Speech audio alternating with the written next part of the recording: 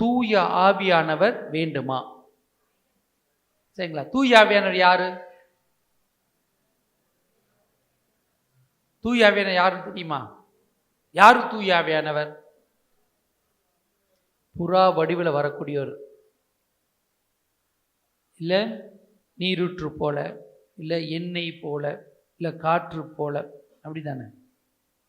இல்லையா? ஆமாவா இல்லையா? ஆமாம். பார்த்தீங்களா? இல்லை, அது அடையாளமாக சொல்லப்பட்டதை தவிர இல்லை அது. சரிங்களா? தூய ஆவியானவர் யாரு? மூன்றாம் ஆளான கடவுள். யார் அவர்? ஆமா, ஒரே கடவுள் மூன்று ஆட்களாக இருக்கிறாங்க. உண்மையா இல்லையா? தூய ஆவியானவர் ஒரு நபர். யார் அவரு? ஒரு நபர், ஒரு பர்சன். சரிங்களா?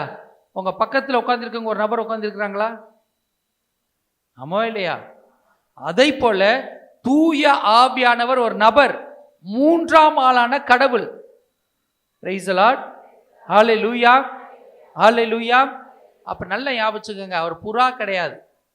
சரிங்களா? வறுத்து சாப்பிடலாம். தவக்காலம் அதுமா இப்படிலாம் சொல்லாதீங்க. நானே நாக்கை கட்டுப்படுத்திட்டு உட்காந்துருக்கிறேன். சரிங்களா? காற்று இல்லை, ஏசி போட்டுக்கலாம், இல்லை ஃபேன் போட்டுக்கலாம், இல்லையா? எண்ணெய் கிடையாது, தேங்காய் எண்ணெயா, நல்லெண்ணெயா, செக்கு எண்ணெயா, இல்லையா? அதே போல் என்னது அவர்? நீர் கிடையாது. சரிங்களா? பிஸ்லரி வாட்டரான்னு கேட்காதீங்க. Price the Lord. அவர் ஒரு நபர், அவர் ஒரு ஆள் தத்துவம் உடையவர், அவர் ஒரு ஆள் தத்துவம் உடையவர், அவர் ஒரு நபர். Price the Lord. உங்க வீட்டுக்கு வந்த விருந்தாளிய ஒழுங்கா கவனிக்கலாம், உங்களுக்கு சந்தோஷமா இருக்குமா? எப்படி இருக்கும்? எப்படி இருக்கும்? வருத்தமா இருக்கும். நீங்க ஒரு வீட்டுக்கு போறீங்க, உங்களை யாரும் கண்டுக்கல, வாமா, சரிம்மா உட்கார், போயிட்டாங்க. சாப்பாடு நேரம் வருது, சோறு இருக்கு சாப்பிடு வா, அப்புறம் போயிட்டாங்க. நாங்க ரூம் இருக்கு படுத்துக்க. மகிழ்ச்சியா இருப்பீங்களா? ஒரு வீட்டுக்கு போனா உங்கள்ட்ட என்ன எதிர்பார்ப்பீங்க? முதல்ல வரவே இருக்கணும், நல்லா போனோடனே ஏதாவது சாப்பிட கொடுக்கணும், நல்லா பேசணும், வலிஞ்சு வலிஞ்சு குழஞ்சு குழஞ்சு அப்படி பேசணும். சரிங்களா? தங்கிறதுக்கு நல்ல ரூமு, நல்லா உங்களை கவனிச்சுக்கணும், வெளியே கூட்டு போகணும், உள்ளே கூட்டு வரணும், வெளியே விருப்பமா இல்லையா? ஆனால் அதை போல் உங்களுக்கிட்ட வந்த தூய ஆவியானவரை எப்படி நீங்கள் நடத்துறீங்க? உங்களுக்குள்ளே வந்தார்ல, எப்படி நடத்துறீங்க? எப்போ தூய ஆவியானவர்கிட்ட கடைசியாக பேசணுங்க சொல்லுங்க பார்க்கலாம். எப்போ கூப்பிட்டு பேசுனீங்க? தூய ஆவியானவர்கிட்ட எப்போ பேசுனீங்க? இன்னைக்கு காலையில் எந்திரிச்சு எதாவது கூப்பிட்டீங்களா? அவரை பேசுனீங்களா? அவர்கிட்ட என்ன வேணும்னு கேட்டிங்களா? என்ன விரும்புகிறான்னு கேட்டிங்களா? இல்லை, அதெல்லாம் நம்மளுக்கு கவலை இல்லை. எந்திரிச்சோமா, காஃபியை போட்டோமா, உள்ளே ஊற்றுனோமா, பல்ல விளக்கணுமா, குளிச்சோமா, மேக்கப் போட்டோமா, கிளம்புனோமா, பேக்கை தூக்கணுமா, டேய் அதரா, டேய் இதரா, டேய் பூட்ரா, டேய் போட். இதுதான். இன்னைக்கு லஞ்சை பற்றி கவலை இல்லை, கோயிலில் போய் உட்காந்துக்கலாம், மதியம் அங்கே லஞ்சு போடுறாங்க, சும்மாரியா இன்றைக்கி சமைக்க முடியாது, வீட்டுக்கு கோயிலுக்கு வந்துரு. எங்கேயோ போய் கேடை போட்டு சுற்றினாலும் சோறுங்க கிடையாது, லஞ்சு எங்கே வந்துரு, கோயிலுக்கு வந்து தின்னுட்டு போ. சாயந்தரம் வரைக்கும் நான் கோயிலில் தான் இருப்பேன். சரிங்களா? அதுபோல் நீங்கள் நல்லா யோசிங்க, உங்களுக்குள்ளே வந்து ஆவியானவரை எப்படி ட்ரீட் பண்ணுறீங்க? ஞானஸ்தானத்தின் வழியா வந்தாரா? வந்தாரா இல்லையா? யாருக்கு தெரியும்? சரிங்களா? நாங்கள் பார்க்கல, குழந்தையா இருந்தால் எனக்கு தெரியல. உறுதி பூசல் வழியா சொன்னாங்களா? விவரம் தெரிஞ்ச வயசில். ஓகே. அப்போ ஆவி ஆனவர் என்றவர் நபர், மூன்றாம் ஆளாகிய கடவுள். சரிங்களா? இந்த கடவுளுக்கும் சாத்தானுக்கும் நடக்கிற ஒரே போராட்டம் இது ஒன்று தான். கடவுளுக்கும் சாத்தான் நடக்கிற ஒரே ஒரு போராட்டம் என்னது? கடவுளுக்கும் ஒரு உடம்பு வேணும், சாத்தானுக்கும் ஒரு உடம்பு வேணும். அந்த உடம்பு எங்கே இருக்குது? அவைலபிளாக இருக்கு, பூமியில் இருக்குது. எந்த உடம்பு? அந்த உடம்பு என் உடம்பு தான். என் உடம்பை யாருக்கு கொடுக்குறனோ அது வந்து குடியிருக்கும். கேட்டுச்சா? கேட்டுச்சா கேட்கலையா? இதே ஒரு ரெண்டு நிலைகள். என்னது? இந்த உடம்பே எனக்கு வாடகைக்கு கொடுக்கப்பட்டது, அது முதல்ல தெரிஞ்சிருக்கணும். இந்த உடம்பு யாருக்கு சொந்தம்? யாருக்கு சொந்தம்? மண்ணுக்கு சொந்தம். ஞாபகம் வச்சுங்க. இந்த உடம்பு எங்கிருந்து எடுக்கப்பட்டது? மண்ணிலிருந்து எடுக்கப்பட்டது. எல்லாம் ஞாபகம் இருக்கும். இந்த உடம்பை மண்ணிலேருந்து செஞ்சு, அதனால தான் ஒவ்வொரு முறையும் புதைக்கிற போது உங்கள் காதில் உழுதோ இல்லையா சாமியார் சொல்லார், மண்ணிலிருந்து எடுக்கப்பட்டாய் மண்ணுக்கே திரும்பாய். தெரிஞ்சுக்க. இன்னொரு புதன்கிழமையில் ஒவ்வொரு வருஷம் உங்கள் நெத்தியில் பூசுகிறப்ப என்ன சொல்லுவார், மண்ணிலிருந்து எடுக்கப்பட்டாய் மண்ணுக்கே திரும்பாய். உடம்பே கேட்டுக்க. எந்த உடம்பு? ஏன் உடம்பா பார்த்தியா? சரிங்களா? இந்த உடம்பு உங்களுக்கு வாடகைக்கு கொடுக்கப்படுது. என்னது? கொஞ்ச நாளைக்கு. சரிங்களா? நீங்கள் இந்த உடம்புல நிறைய பேர் நினச்சிக்கிட்டு இருக்காங்க, உட்காந்துருக்கிறதுல எப்படி நினைக்கிறீங்க, இது நானு, இது நீ இல்லை. புத்தி இருக்கா இல்லையானே தெரியல. இது நீ இல்லை, இது வாடகை, தங்கி இருக்கிறது கொடுக்கப்பட்டது. யாருக்கு? எனக்கு. நான் ஆண்டவருடைய பிரசன்னத்திலிருந்து இறங்கி வந்த ஒரு ஆவி. யாரு? நான் யாரு? ஆவி தத்துவம். சரிங்களா? கடவுள் ஆவியாக இருப்பது போல நானும் ஆவியாக இருக்கேன்.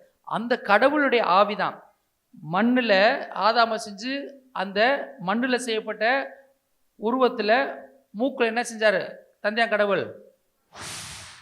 அப்படின்னு ஊதுனார். அப்போ அவனுக்குள்ள உயிர் வந்துச்சு. கரெக்டா இல்லையா? அதே போல தான் எனக்குள்ள இது ஒரு மண்ணால் செய்யப்பட்டது. இதுக்குள்ள ஆண்டவருடைய ஆவி ஊதுனார். ஊதுனதுனால நான் எங்கே என்ன செஞ்சுருக்கேன்? இதில் தங்கி இருக்கிறேன். இது எனக்கு சொந்தமா இல்லை. Price the Lord. முதல்ல இதை புரிஞ்சுக்கிச்சா? முதல்ல இந்த உண்மை புரிஞ்சுச்சா? இது யாரு? இது நான் இல்லை. சரிங்களா? உங்கள் பேர் என்னங்கம்மா? Lily Therese. இந்த உடம்பு இருக்குது பாருங்க, அது உங்களது இல்லை. லில்லி தெரஸ்னா இது நான். லில்லி தெரஸ் இது இல்லை. எப்போ பார்த்தாலும் இது லில்லி தெரஸ் இல்லை. சரிங்களா? பீட்டர் இங்கே இல்லை. பீட்டர் இது ஒரு மண் பாண்டம். இந்த மண் பாண்டத்தில் பீட்டர் உள்ளே இருக்கிறார். சரிங்களா? அப்போ நான் ஒரு ஆள் தத்துவம். சரிங்களா? ஆவியாக இருக்கிறேன். ஆவிக்கு ஒரு உடம்பு தேவை. இந்த உடம்புல தங்கி இருக்கிறேன். சரிங்களா? இந்த ஆவி இந்த உடம்புல தங்கி இருக்குது. அதனால தான் செத்த முன்னாடி இந்த மண் பாண்டம் மண்ணுக்கு போகுது. இங்கேருந்து பெறப்பட்ட ஆவி எங்கே போகுது? எங்கேருந்து வந்துச்சோ அங்கே போகுது. புரியுதா உங்களுக்கு? இப்போ புரியுதா? எல்லாம் ஞாபகம் வச்சுக்கோங்க. இப்போ இந்த உடம்புக்குள்ளே நான் தங்கி இருக்கிறேன். சரிங்களா? அப்போ பீட்ரு என்ற நான் இந்த உடம்பு இல்லை. நான் ஆவியானவன். எனக்கு ஆன்மா உண்டு. நான் ஒரு உடம்புல தங்கி இருக்கிறேன். கேட்டுச்சா? கேட்கலையா? அப்போ இங்கே உட்காந்துருக்கேன்ல யாரு? நான் ஆவி. எனக்கு ஒரு ஆன்மா உண்டு. நான் இந்த ஒரு உடம்புல தங்கி இருக்கிறேன். என் நாள் வரப்போ பிரிஞ்சு போயிடுவேன். இந்த உடம்புக்குள்ள சரிங்களா என் ஆவி இருக்குதா? இந்த ஆவி எந்த ஆவியோட சேருதோ அதனோட காரியங்கள் எனக்குள்ள வெளிப்படும். இந்த மனித ஆவியாகிய பீட்டர் தூய ஆவியோட சேர்ந்துச்சுன்னா தூய ஆவியினுடைய கனிகள் கொடைகள் வெளிப்படும். கேட்டுச்சா? கேட்கலையா? இந்த மனுஷ ஆவி சாத்தானோட சேர்ந்துச்சுன்னா சாத்தானோடைய காரியம் வெளிப்படும். கேட்டுச்சா? கேட்கலையா? இப்போ இங்கே உட்காந்துருக்க ஒவ்வொருத்தரும் உங்களை கேட்டு பார்த்துங்க, எந்த ஆவியோட கனெக்ஷனாக இருக்கிறீங்கன்னு. புரிஞ்சா புரியலையா? எந்த ஆவியோட தொடர்பில் இருக்கிறீங்கன்னு. சரிங்களா? இந்த இருந்தால் டெலிஃபோன்காரன் சொல்லுவான், நம்ம வீட்டுக்கு சரிங்களா புருஷன் பொண்டாட்டிக்கு ஃபோன் பண்ணால் நீங்கள் அழைக்கும் நபர் வேறொருடன் தொடர்பில் இருக்கிறார். பிரச்சனை வந்துச்சா? நான் தாண்டா கட்டியிருக்கேன், ஏன்ட்ட தான் அவன் தொடர்பில் இருக்கேன், இன்னொருத்தனுடைய தொடர்பில் இருக்கான். பிரச்சனை வந்துச்சா இல்லையா? அதை இப்போ தான் அவங்களே மாற்றிருக்கிறாங்க. சரிங்களா? நீங்கள் அழைக்கும் நபர் இப்போது வேறொருடன் பேசி கொண்டிருக்காங்க, முடிச்சுட்டாங்க. சரிங்களா? இப்போ பார்த்துக்குங்க. அப்போ நான் என்னுடைய ஆவி கடவுளுடைய ஆவியோடு என்ன செய்யணும்? தொடர்பில் இருக்கணும். அதுதான் கரெக்டு. அந்த தொடர்பில் இருக்கிற போது தான் என்னுடைய வாழ்க்கை பரிசுத்தமாக இருக்கும். Praise the Lord. ஹல்லேலூயா. ஏற்கனவே நம்ம பார்த்தோம், மனிதனுடைய இயல்பு, இந்த உடம்புக்குரிய இயல்பு, இச்சை எல்லாம் இருக்குது. சரிங்களா? இதை எப்படி நான் சாகடிக்கணும்னா, நிறைய பேர் சொல்லுவீங்களே, நானும் முயற்சி பண்ணுறேன், என்னால் முடியவே இல்லை. முடியுதா முடியலையா? ரோமையர் 8:13 படிங்க.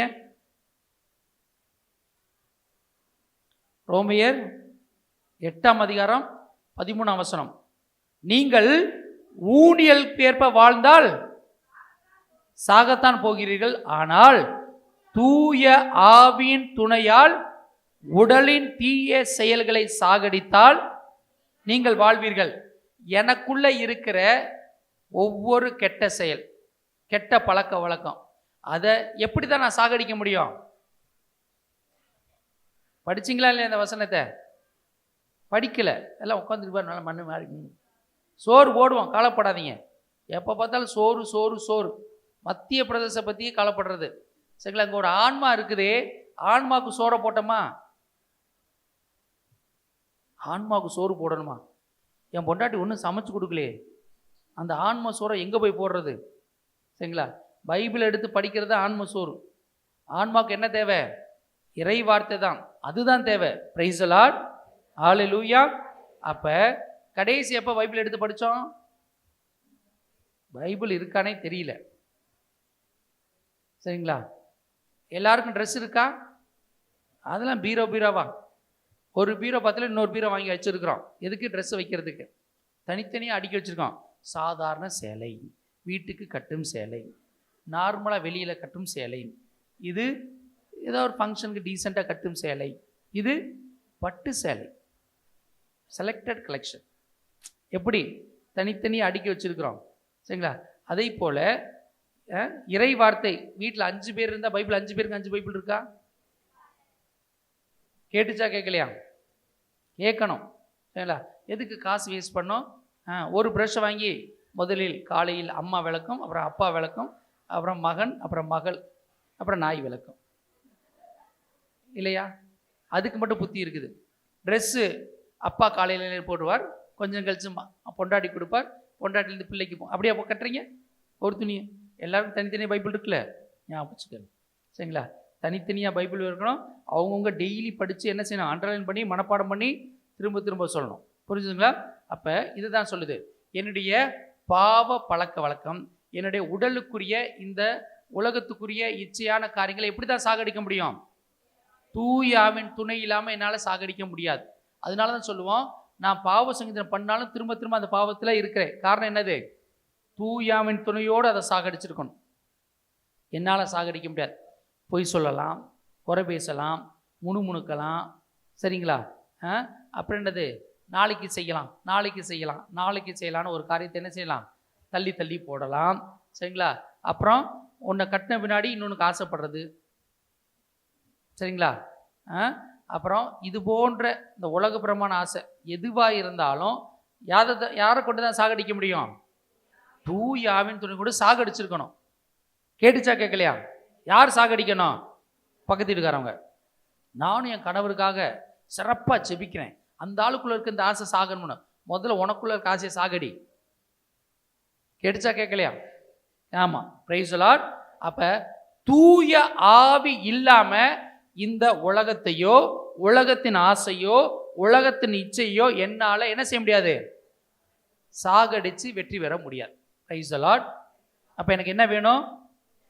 தூயாவின் துணை. Price the Lord. அதனால தான் ரோமையர் 8ஆம் அதிகாரம் 9ஆம் வசனத்தில் சொல்லியிருக்கோம், கடவுளின் ஆவி உங்களுக்குள் கொண்டிருந்தால் ஊனியல்பை கொண்டிராமல் ஆவிக்குரிய இயல்பையே கொண்டிருப்பீர்கள். கிறிஸ்துவின் ஆவியை கொண்டிராதோர் கிறிஸ்துவின் ஆவியை கொண்டிராதோர் யாருக்கு உரியவர் அல்ல?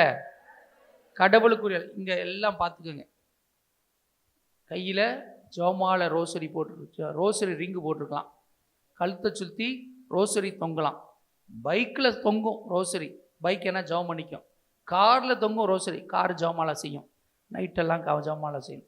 சரிங்களா? வீட்டில் அங்கே அங்கே அங்கே என்ன தொங்கும்? ஜோமாலா தொங்கும். எது? நில, கதவு, ஜன்னல் எல்லாம் இது ஜோமாலா செஞ்சுக்கும். சரிங்களா? அதெல்லாம் பக்தியாக இருக்கும். அதெல்லாம் பரலோகத்துக்கு போயிடும். நீ போவியா? ஜெபமாலை வச்சுருக்கிற, பைபிள் வச்சுருக்கிற, கரெக்டு. கிறிஸ்துவின் ஆவியை கொண்டிராட்டி, உன் பேர் கிறிஸ்துவ பேர், கிறிஸ்துவ அருட்சாதனங்கள் இருக்கு, கிறிஸ்துவின் ஆவி ஒரு மனுஷனுக்குள்ள இல்லாட்டி அது யாரு? கேட்கல? கேட்டுச்சா கேட்கலையா? புரியுதா புரியலையா? புரியாத மாதிரி உட்காந்துருக்கும் பாரு. எதுக்கு நம்ம வாயை கொடுக்கணும்? சரிங்களா? கிறிஸ்துவின் ஆவி எனக்குள்ள இல்லைன்னா நான் ஒரு கிறிஸ்தவனே கிடையாது. அந்த விதத்தில் பார்த்தீங்கன்னா இப்போ உட்கார்ந்துருக்கல எத்தனை பேர் உங்களுக்குரிய நீங்களே கிறிஸ்தவங்களா இருக்கீங்கன்னு சொல்லுங்க. கேட்டுச்சா? அப்போ ஒரு குடும்பத்தில் எத்தனை கிறிஸ்தவங்க இருக்கிறீங்க? இப்போ புரியுதா உங்களுக்கு? ஏன் குடும்பத்துக்குள்ளே இத்தனை சண்டை சச்சரவு பிரச்சனை பிளவு? நம்ம சொல்கிறது ஏன் கேட்க மாட்டேங்குது, எதிர்த்து பேசுது, அடிக்க வருது, நம்ம ஒன்று சொன்னால் அது ஒன்று செய்யுது, கீழ்ப்படிதல் இல்லாமல் இருக்குது. புரியுதா உங்களுக்கு? ஏன்? கிறிஸ்துவின் ஆவி அதுக்குள்ளே இருந்துச்சுன்னா அது என்ன செய்யும்? கீழ்ப்படியும். கிறிஸ்துவின் ஆவி அதுக்குள்ளே இல்லாட்டி தருதலையாக இருக்கும். கிறிஸ்துவின் ஆவி இருந்துச்சுன்னா ஒரு கணவன் ஒரு மனைவியோட நிம்மதியாக இருக்கும். இல்லாட்டி அலைப்பாயும், அங்கேயும் இங்கேயும் அலைப்பாயும். Price the Lord. ஹல்லேலூயா. இப்போ உங்களுக்கு புரியுதா ஏன் குடும்பத்தில் இவ்வளோ பிரச்சனை? கிறிஸ்தவங்களா கிறிஸ்துவின் ஆவிக்குள்ளே இருக்கவங்களா இருந்தால் ஒன்றும் பிரச்சனை இருக்காது. குடும்பம் ஜெபம் உள்ள ஆவியால் இயக்கப்படுற குடும்பமாக இருக்கும். இல்லாட்டி ஒன்று திருக்குடும்பம், இல்லாட்டி கேட்டுச்சா கேட்கலையா? ஒன்று திருக்குடும்பம், இன்னொன்று தெரு குடும்பம். தெருவுக்கே தெரியும் அந்த இந்த ஊர் இந்த தெருவில் அவங்க ஒரு குறிப்பிட்ட ஆளுங்க இருக்கிறாங்க. ஏன்? ஒவ்வொரு மாலையிலும் அவர்கள் கச்சேரி ஆரம்பித்து விடுவார்கள். 8 மணி ஆச்சுன்னா இந்த கச்சேரி ஆரம்பிப்பாங்க. சண்டையாக இருக்கும். Praise the Lord. அப்போ நல்லா பார்த்துங்க, கிறிஸ்துவின் ஆவி எனக்குள்ளே இருக்கணும். Praise the Lord. அது மட்டும் இல்லை, அப்போஸ்தலர் நடவடிக்கை 1ஆம் அதிகாரம் 6ஆம் வசனத்தில் நம்ம படிக்கிற போது, அப்போஸ்தலர் நடவடிக்கை 1ஆம் அதிகாரம் 8ஆம் வசனம் படிங்க.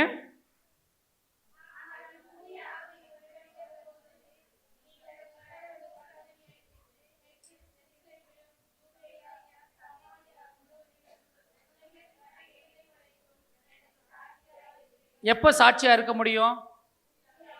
தூயாவின் வல்லமை பெற்றா மட்டும்தான் நான் எருசலேமில், யூதேயாவில், சமாரியாவில், அதுக்காக இங்கிருந்து நான் எருசலேம் போய் வாழ முடியும்? எருசலேம் என்பது நான் தங்கி இருக்கிற வீடு. எந்த குடும்பமோ அந்த குடும்பத்தில் நீங்கள் சாட்சியாக இருக்கணும். அதுதான் எருசலேம்.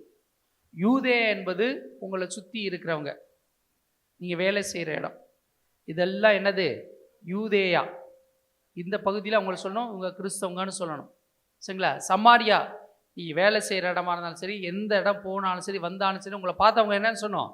இவங்க ஒருத்தர் கிறிஸ்தவங்கன்னு சொல்லணும். Price the Lord. இப்போ தூய ஆவி எனக்குள்ளே இருந்தால் தான் நான் என்ன செய்ய முடியும்? இயேசுவுக்கு சாட்சியாக இருக்க முடியும். இல்லாட்டி இருக்க வாய்ப்பே இல்லை. Price the Lord. புரிஞ்சுதுங்களா? அப்போ தூய ஆவி எனக்குள்ளே இருந்தால் தான், அந்த கடவுளுடைய ஆவி எனக்குள்ளே இருந்தால் தான், கிறிஸ்துவின் ஆவி எனக்குள்ளே இருந்தால் தான் நான் கிறிஸ்தவன். கரெக்டாக? தூய ஆவி எனக்குள்ளே இருந்தால் தான், அது என்னை வழி நடத்தினா தான் நான் சாட்சியுள்ள வாழ்க்கை வாழ முடியும். இல்லாட்டி என்னுடைய வாழ்க்கை சாட்சியுள்ள வாழ்க்கையாக இருக்குமா? இருக்காது. புரிஞ்சுதுங்களா? எந்த அளவுக்கு தூயாவே நம்மளுக்கு முக்கியம். நம்ம உள்ள இழுத்து வெளியே விட மூச்சு காத்தை விட தூயாவியானவர் ரொம்ப முக்கியம். Praise the Lord. ஹல்லேலூயா. அதனால தான் ரோமையர் 8ஆம் அதிகாரம் 14ஆம் வசனத்தில் சொல்லும். ரோமையர் 8ஆம் அதிகாரம் 14ஆம் வசனத்தில், கடவுளின் ஆவியால் இயக்கப்படுகிறவர்களே கடவுளுடைய மக்கள். திரும்ப படிங்க. கடவுளின் ஆவியால் இயக்கப்படுகிறவர்களே. அப்ப நான் கடவுள் ஆவியால் இயக்கப்படுறேன். என் குடும்பத்தில் 5 பேர் இருக்கிறோம், 6 பேர் இருக்கிறோம், 8 பேர் இருக்கிறோம், 10 பேர் இருக்கிறோம். எல்லாரும் கடவுள் ஆவியால் இயக்கப்படுகிற போது குடும்பத்தில் சண்டை சச்சரவு வருமா? போட்டி பொறாமல் இருக்குமா? சொத்து பிரச்சனை வருமா? நகை பிரச்சனை வருமா? தவறான பழக்க வழக்கங்களால் பிரச்சனை வருமா? வருமா? வராது. அப்போ வருதுன்னா என்ன அர்த்தம்? தூயாவி அந்த ஆள்கிட்ட என்ன இல்லை? சந்தேகம் வருமா? புருஷனை குறித்து பொண்டாட்டியை குறித்து சந்தேகம் வருமா? வராது. வருதுன்னா என்ன அர்த்தம்? தூயாவின் போல எந்த ஆவி உள்ள இருக்குது? சந்தேக பிசாசு உள்ள உட்காந்துருக்கு. சரிங்களா? தூய ஆவி இல்லாதனால இச்சை இருக்குது, ஆசை வருது, உடல் சம்பந்தமான ஆசை. புரியுதுங்களா? தூயாவி ஆப்சண்ட் ஆகிறதுனால. Price the Lord. அப்போ உனக்குள்ளே வந்த தூயாவியார் உன்னை விட்டு வெளியே போக மாட்டார். உனக்குள்ளே சைலண்டாக இருப்பார், துக்கப்படுவார். நாம் பாவம் செய்கிற போது என்ன செய்வார்? அவர் துக்கப்படுவார், வேதனைப்படுவார். எபேசியர் 4ஆம் அதிகாரம் 30ஆம் வசனம். இந்த தூயாவின் எதுக்காக கொடுக்கப்பட்டது பாருங்க. எபேசியர் 4:30. எபேசியர் 4ஆம் அதிகாரம் 30ஆம் வசனம்.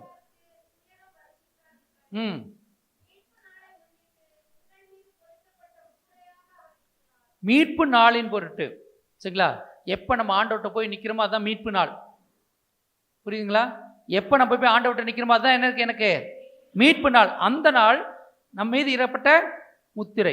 எப்போ? ஞானஸ்தானத்தின் வழியாக தூயாவே நம்மளுக்குள்ள வந்து என்ன செய்கிறாரு? முத்திரை போட்டார். ஞாபகம் வச்சுக்கோங்க, இது யாருக்கு சொந்தம்? கடவுளுக்கு சொந்தம்னு தூயாவே என்ன செய்கிறாரு? முத்திரை போட்டார். இதுக்கப்புறம் தூயாவியனை பெற்றதுக்கு அப்புறம் என்னுடைய வாழ்க்கையில் என்னதுன்னே கிடையாது, அது அவருது, நான் பயன்படுத்திக்கிறேன். அப்போ பயன்படுத்துகிறப்ப கேட்டு கேட்டு பயன்படுத்தணும். ஒரு பொருளை இரவல் வாங்கிட்டு வந்துருக்கிறீங்க, இஷ்டமாக பயன்படுத்தலாமா? இப்போ ஒரு வண்டி வாங்கிட்டு வந்திருக்கீங்க உங்கள் ஃப்ரெண்டுகிட்டேருந்து, வண்டி கொடு, இன்றைக்கி நான் கோயிலுக்கு வரைக்கும் போயிட்டு வந்துடுறேன், கோச் காட்டி நாளைக்கு நான் வெளியூர் வரைக்கும் போகணும், பாண்டிச்சேரி வரைக்கும் உன் வண்டி எடுத்துகிட்டு போயிட்டு வரட்டா? கேட்பமா மாட்டோமா? பாண்டிச்சேரியிலேருந்து சென்னைக்கு வரணும், பாண்டிச்சேரியிலேருந்து இப்போ நம்ம மதுரைக்கு போகிறோம், திரும்ப கேட்போம், பாண்டிச்சேரி வந்துட்டு மதுரை வரைக்கும் வேலை இருக்குது, அப்படியே உன் வண்டியை எடுத்துகிட்டு போயிட்டு வந்துட்டா? கேட்பமா கேட்க மாட்டோமா? ஏன் கேட்குறோம்? வண்டி யாருது? அவங்க வண்டிக்கு கரெக்டாக பெட்ரோல் போடுவோமா? ஆயில் பார்த்துப்போமா? தொடச்சி சுத்தமாக வச்சுப்போமா? செய்வோமா செய்ய மாட்டோமா? நிறுத்துறப்ப எப்படி நிறுத்தோம்?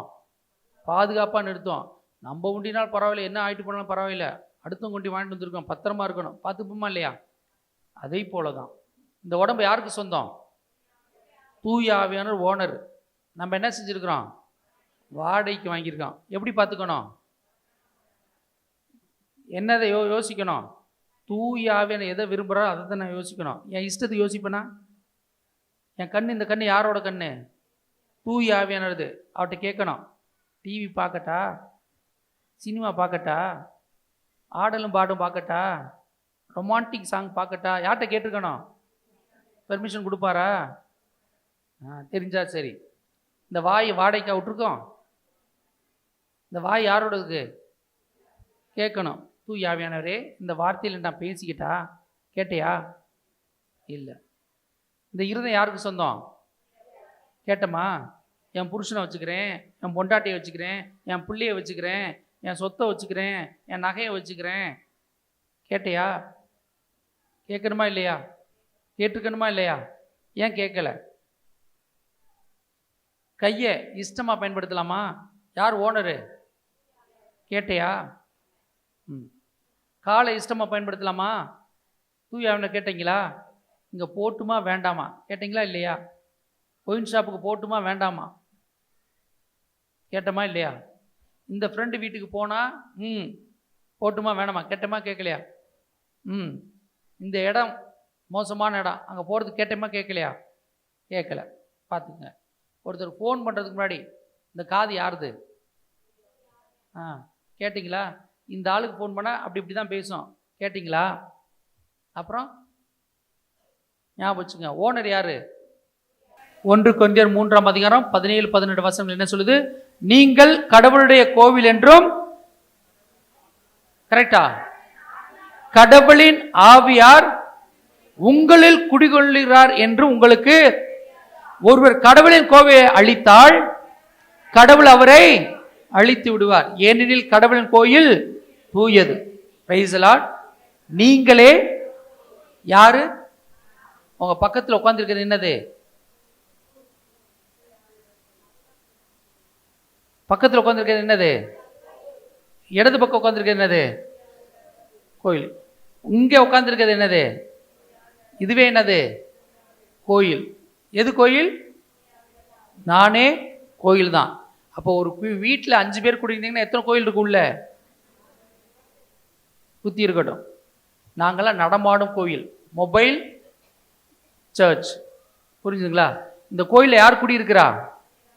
தூய ஆவியானவர். இதுக்குள்ளே தங்கி இருக்கிறது யாரு? நான். எதுக்கு இருக்கிறேன்? டெம்பரவரியாக இருக்கிறேன், குறிப்பிட்ட நாள் தான் இருக்கிறேன். இது தூய ஆவியுடைய கோயில். எனக்கு சொந்தம் இல்லை. யாருக்கு சொந்தம்? தூய ஆவியானவருக்கே சொந்தம். நல்லா ஞாபகம். புரிஞ்சுதா? முதல்ல இந்த பகுதி புரிஞ்சுதா புரியலையா? இந்த உடம்பு யாருக்கு சொந்தம்? தூய ஆவியானவருக்கு சொந்தம். தூய ஆவியானவர் எனக்கு தங்கறதுக்கோ செய்யறதுக்கோ இடம் கொடுத்துருக்கிறார். அப்போ நான் இஷ்டம் போல் பயன்படுத்தலாமா? பயன்படுத்தலாம், இஷ்டம் போல், ஒன்றும் பிரச்சனை இல்லை. 6ஆம் அதிகாரம் 19-20 வசனங்கள் என்ன சொல்லும் பாருங்களேன்.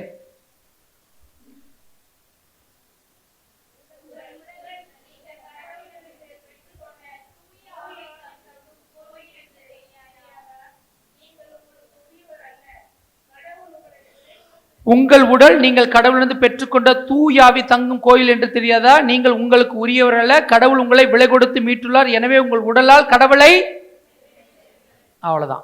யாருக்கு பெருமை சேர்க்கணும்? கடவுளுக்கு பெருமை சேர்க்கணும் இந்த உடம்புல. Price the Lord. ஒருவேளை நான் இஷ்டம் போல என் உடம்பை பயன்படுத்தினா என்ன ஆகும் அப்படின்னு ஆண்டவர் எங்க சொல்றார்? 1 கொரிந்தியர் 3ஆம் அதிகாரம் 18ஆம் வசனத்தை சொல்லுவார். ஒருவர் கடவுளின் கோவிலை அழித்தால் கடவுள் அவரை அழித்து விடுவார். Price the Lord. புரியுதா உங்களுக்கு? உடம்புல நிறைய நோய்கள் வர்றதுக்கு காரணம் என்னது? காரணம் என்னது? நான் தான் இஷ்டமாக பயன்படுத்தினா கஷ்டமாக இருக்கும், ஆண்டவர் கஷ்டப்படுத்துவார். Price the Lord. இஷ்டமாக பயன்படுத்தக்கூடாது, அவர் விரும்புகிறபடி பயன்படுத்திக்கணும், அவர்கிட்ட கேட்டு கேட்டு பயன்படுத்திருக்கணும், அவர் சொல்கிறதுபடி பயன்படுத்தியிருக்கணும். Price the Lord. எனக்கு தெரியாதா என் உடம்பு? யாரோட உடம்பு? தூயான உடம்பு. என் உடம்பு இல்லை இது, நானே ஒரு ஓரமாக இடம் கொடுத்துருக்காரு தங்கிறதுக்கு. புரிஞ்சுதா புரியலையா? நல்லா வச்சுங்க. இப்போ இந்த உடம்பை குறித்து ஆவியானவர் இப்படி பேசுகிறாருன்னா பக்கத்தில் இருக்கிறது எதை பற்றி பேசுவார்? அப்போ பக்கத்தில் இருக்கிற உடம்பை நான் இஷ்டமாக பயன்படுத்த முடியுமா? நான் இஷ்டமாக பார்க்க முடியுமா? பார்க்க முடியுமா முடியாதா? பார்க்கலாமா? இஷ்டமாக நான் பார்க்கலாமா? நான் விரும்புகிறபடி பார்க்க முடியுமா? இச்சையோடு பார்க்க முடியுமா? கவனம் தேவை. தூயாவியனுக்குரியது இதுவே. தூயாவினா ஒவ்வொருத்தரும் தூயாவினுக்குரியது. அதனால் இந்த உலகம் காட்டுற வழி எனக்குரியது இல்லை. உலகம் இச்சையை காமிக்கும், ஆசையை தூண்டும், உடல் இச்சையை தூண்டி விடும். அது நான் உலகம் காண்பது போல நான் காண முடியாது. ஏன்? அது எனக்குரிய வழி அல்ல, உலகத்துக்குரிய வழி. உலகத்துக்கு எனக்கு சம்பந்தம் உண்டா? சம்பந்தம் இல்லை. ஏன்னா யோவான் நற்செய்தியில் சொல்வார், உலகத்திலிருந்து உங்களை நான் என்ன செஞ்சுட்டேன்? பிரித்து எடுத்துட்டேன். நான் உலகை சாராதனாய் இருப்பது போல நீயும் உலகை சார்ந்தவர் அல்ல. கிறிஸ்துவ பிள்ளைகள் ஒவ்வொருத்தரும் உலகை சார்ந்தவர்கள் அல்ல. யாரை சேர்ந்தவர்கள்? விண்ணுலகை சார்ந்தவர்கள். பிலிப்பியர் 3ஆம் அதிகாரம் 20ஆம் வசனம் என்ன சொல்லும்? நிறைய பேர் ரொம்ப ஒரியில் இருக்கிறீங்க. எந்த ஒரியில் இருக்கிறீங்க? நான் சிட்டிசன். எந்த சிட்டிசன்? நமக்கோ விண்ணகமே தாய் வீடு, தாய் நாடு. என்னது? விண்ணகம்தான். எங்கிருந்து வந்தோம்? விண்ணகத்திலிருந்து தான் வந்தோம். உலகம் தோன்றதுக்கு முன்பாக ஆண்டவருடைய சிந்தையில் இருந்தோம். ஆண்டவர் குறிப்பிட்ட நாளில் இந்த பூமியில் படைச்சார். திரும்ப எங்கே போகணும்? விண்ணகத்துக்கு போகணும். இந்த உடம்பு டெம்பரவரியாக கொடுத்துருக்கார். புரிஞ்சுதா? இது ஒரு temporary tent. Praise the Lord. Hallelujah. அதனால தான் 2 பேதுருல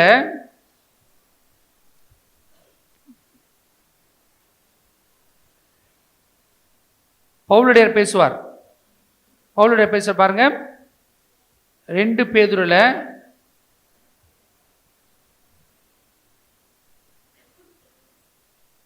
1ஆம் அதிகாரத்தில் பாருங்க,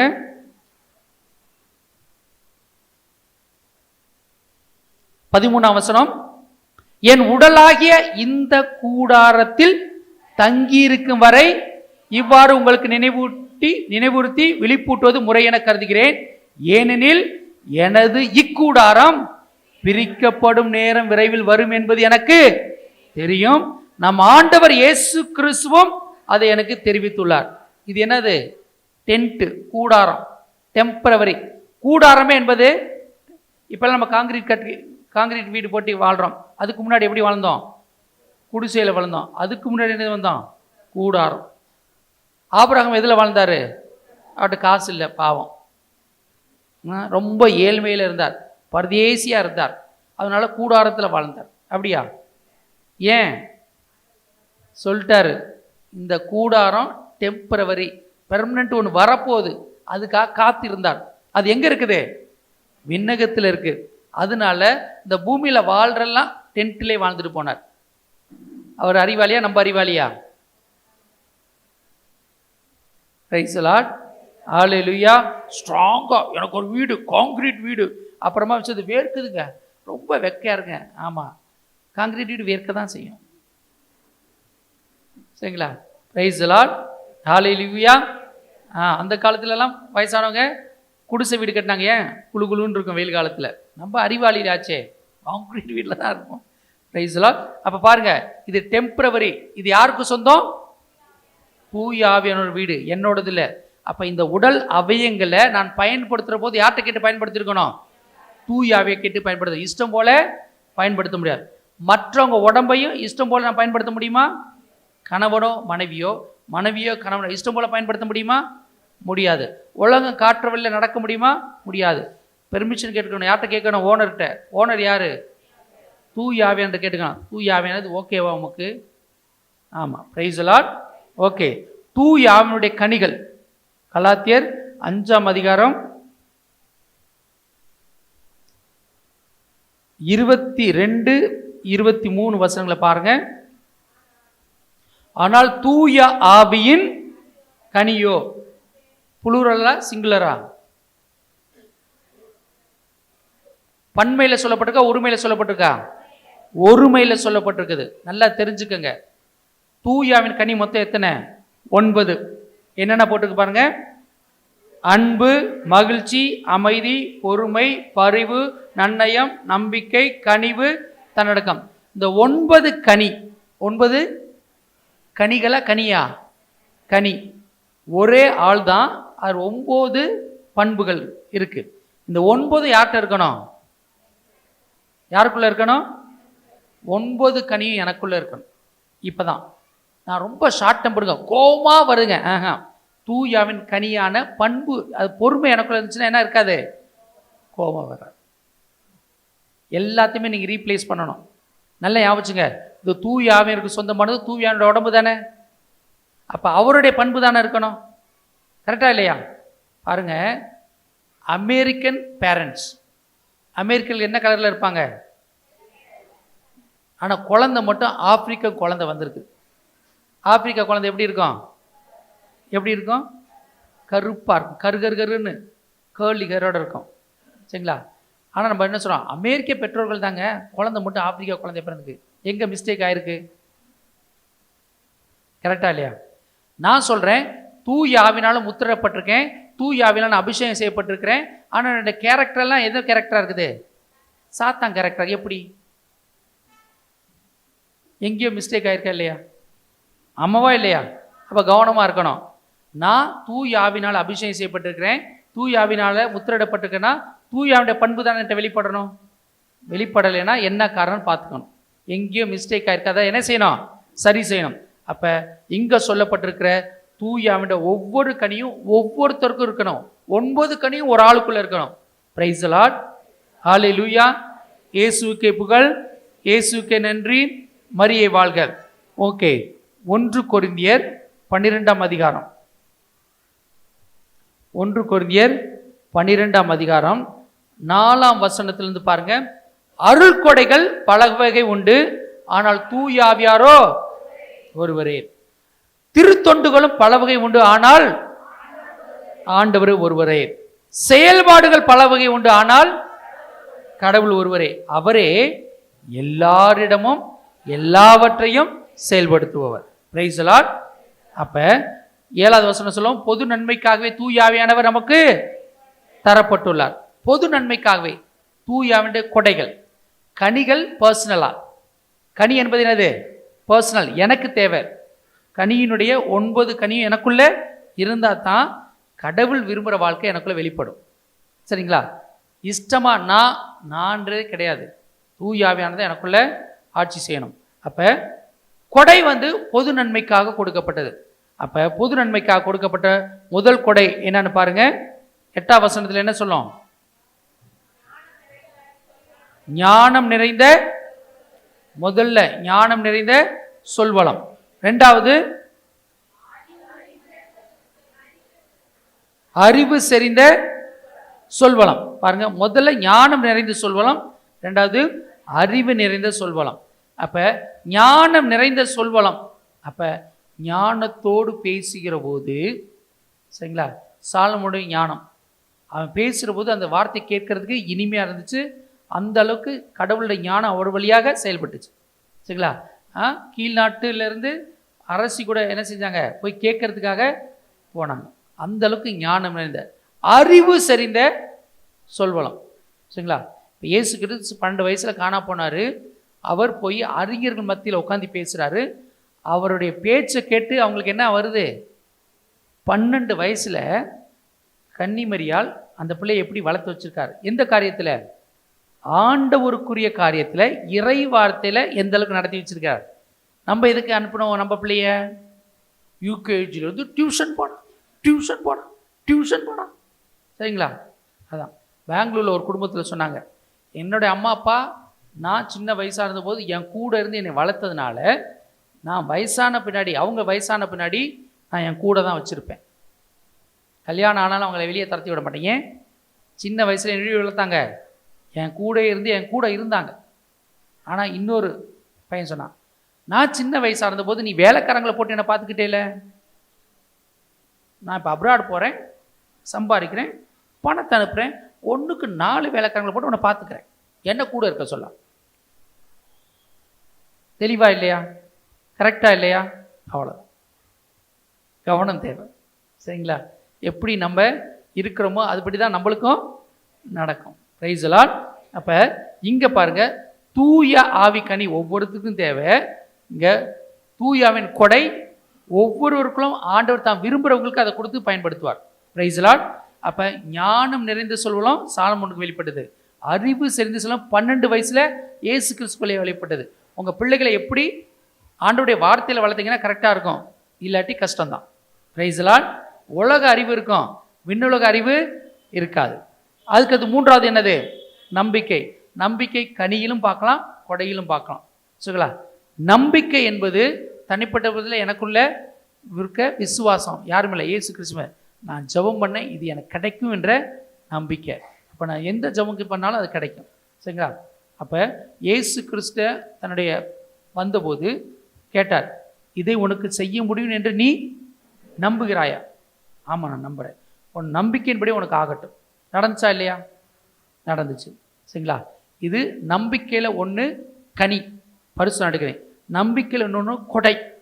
சரிங்களா, அத்தி மரத்தை பார்த்து பேர்ந்து கடலில் போய் ஊனுனா ஊனும், இது கொடை. சரிங்களா, உனக்கு முன்பாக வருகிற மலைகளை தடைகளை பேர்ந்து கடலில் போய் போகணுன்னா என்ன செய்யும், போகும். இது உனக்குள்ள இருக்க கொடை. Price the Lord.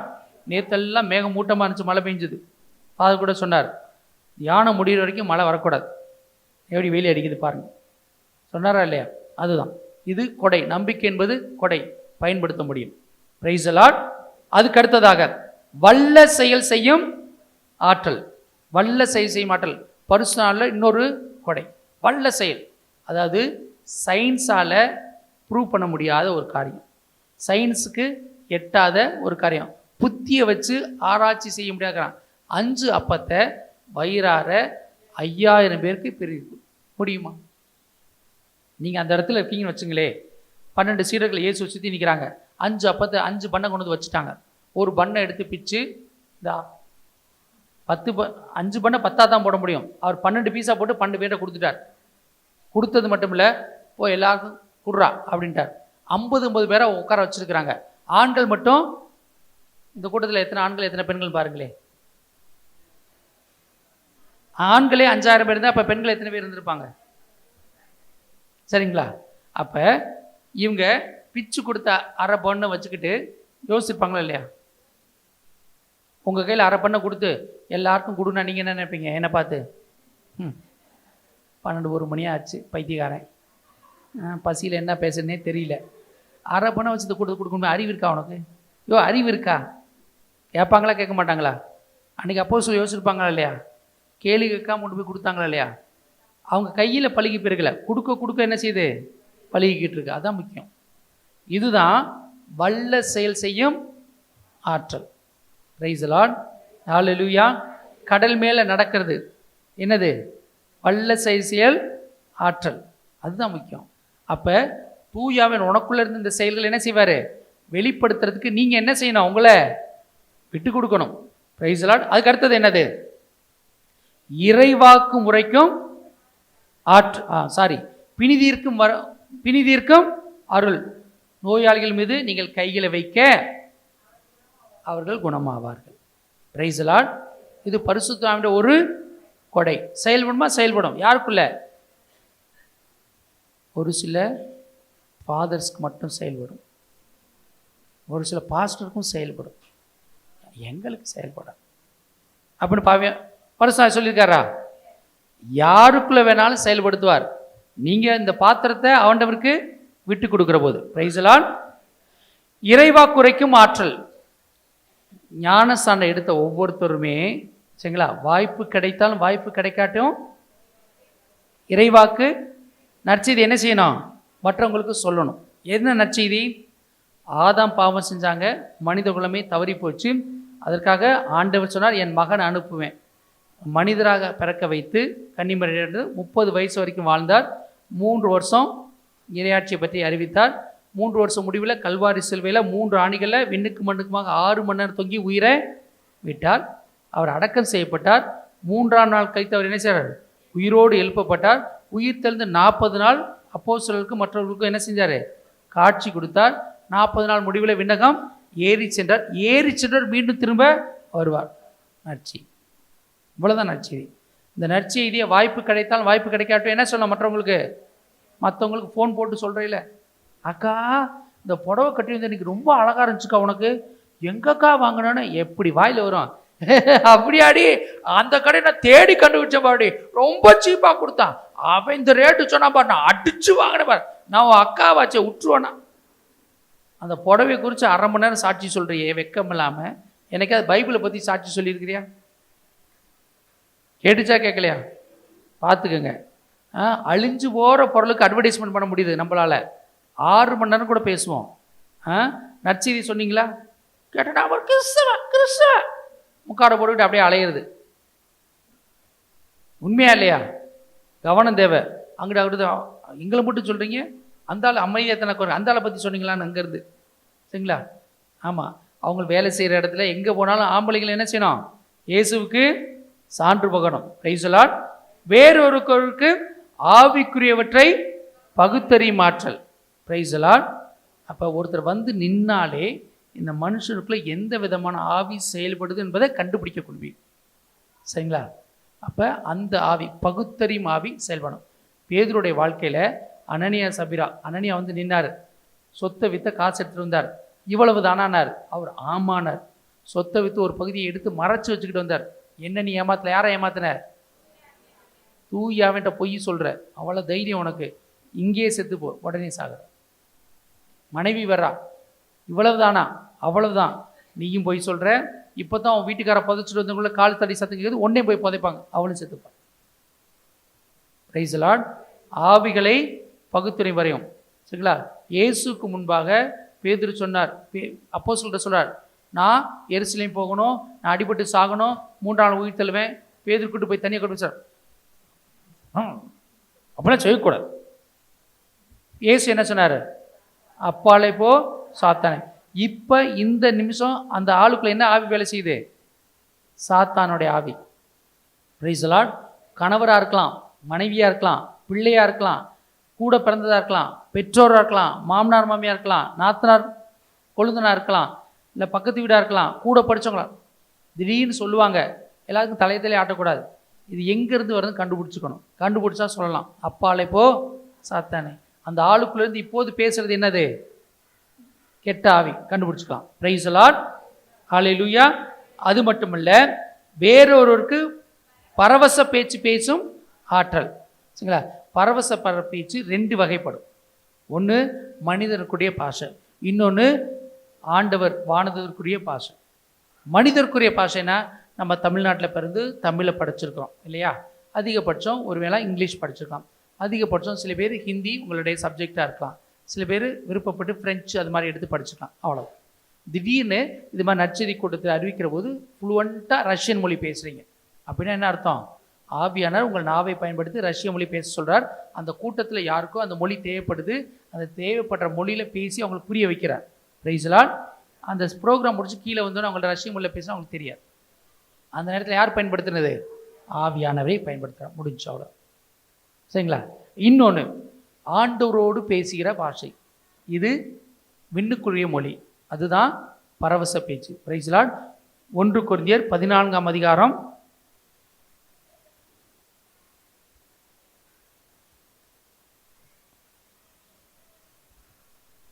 2ஆம் வசனத்தை பேசுங்க, படிங்க. பரவச பேச்சு பேசுகிறார், மக்களிடம் அல்ல கடவுளிடமே பேசுகிறார். அவர் பேசுவது எவருக்கும் விளங்குவதில்லை.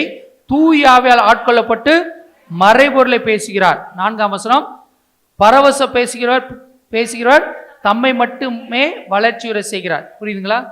யார்கிட்ட பேசுகிறார்? கடவுள்கிட்ட பேசுகிறார். எதை பேசுகிறார்? மறைபொருளை பேசுகிறார். Praise the Lord. ஹல்லேலூயா. அப்போ மறைபொருள் என்பது வேற ஒன்றும் இல்லை, இயேசு கிறிஸ்து தான் மறைபொருள். அவரை பற்றி விண்ணக தந்தையோடு உரையாடுவது தான் அந்நிய பாஷை, சிம்பிளா. Praise the Lord. ஹல்லேலூயா. அப்போ மறைபொருளை பேசுகிறோம், ஆண்டவர்கிட்ட பேசுகிறோம். அது யாருக்கு மட்டும்தான் புரியும்? கடவுளுக்கு மட்டும்தான் புரியும். இங்கே டிக்ஷனரி போட்டுக்கிட்டோம்னா கோனார் உரை போட முடியாது. சரிங்களா? அந்நிய பாஷையை ஒருத்தர் வா நான் உனக்கு சொல்லிக் கொடுக்குறேன், இது என்ன ஏபிசிடியா, அந்நிய பாஷையை சொல்லிக் கொடுக்குறது. ஆவியானவரே உங்கள் நாவை கண்ட்ரோல் பண்ணி அவர் எடுத்து பேசுவார். சிந்தைக்கு ஒரு வழியும் இல்லை, அங்கே மூளை ஃப்ரீயாக தான் இருக்கும், உங்களோட ரேஷனாலிட்டி சும்மா தான் இருக்கும். ஆவியானவர் உங்களுக்குள்ளே இருந்து பேசுகிறது தான். யார்கிட்ட பேசுகிறோம்? கடவுள்கிட்ட பேசுகிறோம். புரிஞ்சுதா? இது யாருக்குரியது? இயேசு கிறிஸ்துவை பின்பற்றிட எல்லாருக்குரியது. சில பேர் நினச்சிக்கிறீங்க ஒரு சபைக்குரியதுன்னு. எந்த சபைக்கும் கிடையாது. இது என்ன பட்டாவை போட்டு கொடுத்துருக்குறாங்க?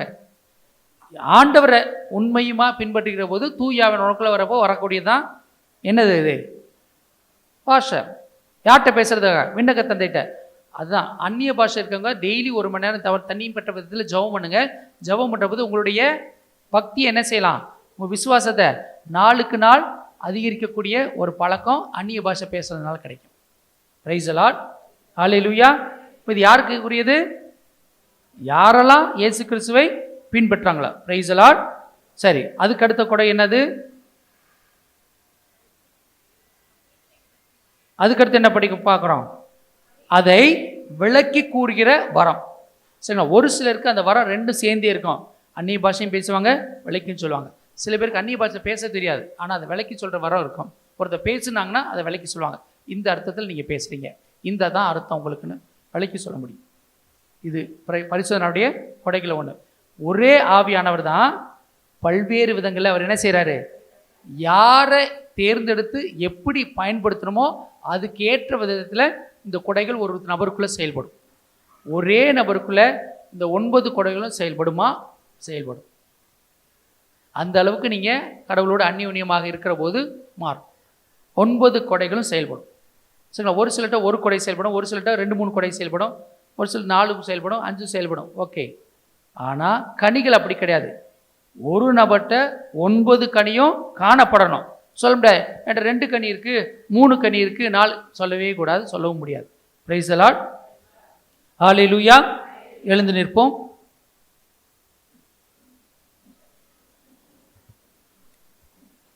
அப்ப தூய ஆவியின் துணை இல்லாமல் நம்மளால் வாழ முடியுமா? சாட்சியாக இருக்க முடியுமா? ஆண்டவர் விரும்புகிற பிள்ளைகளாக இருக்க முடியுமா? முடியாது. தூய ஆவியானவர் எங்க இருக்கிறாரு? கேட்கல. இந்த உடம்பு யாருக்குரியது? அவருடைய ஆலயம், அவருடைய சர்ச்சு. ஒல்லியாக இருந்தீங்கன்னா சின்ன கோயில், கொஞ்சம் நடுத்தரமாக இருந்தீங்கன்னா கோயில், நல்லா பெருசாக இருந்தீங்கன்னா அது சின்ன பசிலிக்கா, ரொம்ப பெருசாக இருந்தீங்கன்னா பசிலிக்கா. சரிங்களா? அதனால் ஞாபகம், யாருடைய ஆலயம்? தூய ஆவியனுடைய ஆலயம். இஷ்டமாக பயன்படுத்த முடியுமா? இஷ்டமாக மற்ற ஆலயத்தை பார்க்க முடியுமா? யாரும் இந்த பூமியில் யாராக இருந்தாலும் அது தூய ஆவியனுடைய ஆலயம். அவங்களுக்கு தெரிஞ்சாலும் தெரியாட்டியும் உனக்கு தெரிஞ்சிருக்கிறதுனால இனிமேல் என்ன செய்யணும்? கண்ணை வச்சுக்கிட்டு ஒழுங்காக இருக்கணும், கையை வச்சுக்கிட்டு ஒழுங்காக இருக்கணும். மொபைலில் யாரையும் எப்படி வேணாலும் பார்க்க முடியுமா? ஏன்? தூய ஆவியனுடைய ஆலயம்.